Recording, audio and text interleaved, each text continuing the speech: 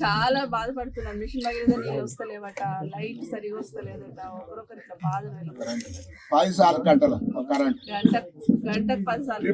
ఒక్క నిమిషం మాట్లాడండి. మల్లారెడ్డి అని ఒక పెద్ద మనిషి మాట్లాడుతున్నారు. నీ పిల్లలకు నీకు శుభ వందనం. నీకు దయచేసి నీకు క్షణార్థి చేస్తాం మేము రైతులమంతా. కొంచెం మీరు మంచిగా శ్రద్ధ తీసుకోండి. మీ అంటే ఈ రైతులంతా ఉంటారు.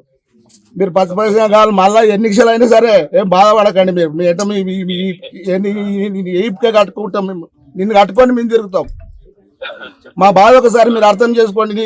ఇప్పుడు నేను 64 సంవత్సరాలు. నాకు హార్ట్ ఆపరేషన్ కూడా అయింది. నా కొడుకు 1,70,000 ఉన్నాయి. నా భార్య పేరు మీద 1,70,000, 3,50,000 ఉన్నాయి. నా రుణమాఫీ అయితే నాకు వేయాలి కదా సార్. ఎట్లా దయచేసి ఇంతమంది జనంత మంది లేదు సార్. ఇక్కడ చాలా మంది ఉన్నాం.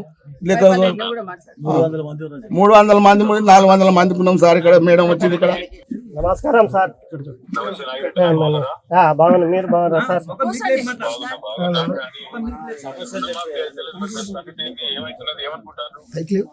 మేము రుణమాఫీ గురించి పోయినాం సార్. మొన్న ప్రగతి భవన్ ముట్టడి గురించి మాకు కూడా ఏమిట్లు వచ్చిందంటే జీన్యూస్లు వచ్చింది. ఛానల్ రైతులు రుణం అది ప్రగతి భవన్ ముట్టడికి వస్తున్నారు అంటే మేము అప్పట్లో ఇక బండి మాట్లాడుకొని పోయినాం. మనిషికి 300 తీసుకొని పోయి ఆడికి పోయి చూసాక ఆడికి అడిగి మమ్మల్ని అరెస్ట్ చేశారు అన్నట్టు.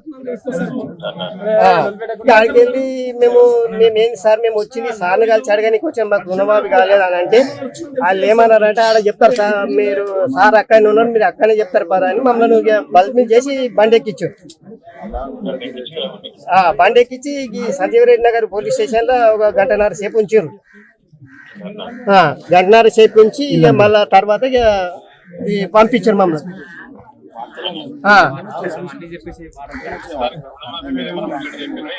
ఇక రుణమాఫీ గురించి మాకేం చెప్పలేరు. ఇప్పుడు నాతోనే మా ముగ్గురం ఉన్నాం. నా కొడుకు 20,000 ఉన్నది, నా భార్యకు 25,000 ఉన్నది, నాకు 1,20,000 ఉన్నది. ముగ్గుట్లో కూడా ఒక్కరికి కూడా రాలేదు. ఒక్కరికి వచ్చింది అరే వచ్చింది కాదు ఇంత అని అనుకుంటున్నాం. అట్లా కూడా రాలేదు మా ముగ్గుట్లో కూడా. ఎవరిని అడిగినా నో డాటా అని చెప్తున్నారు. మీ తరఫున మేము గట్టిగా కొట్లాడతాము, మీ తరఫున గట్టిగా మాట్లాడుతూనే ఉంటాము. అవును సార్, ధైర్యంగా ఉండండి అసెంబ్లీలో కానీ బయట కానీ. ఇది ధైర్యంగానే ఉంటాం సార్. మేమేమి ధైర్యం లేకపోతే ఆందాక ఊకుంటామా సార్?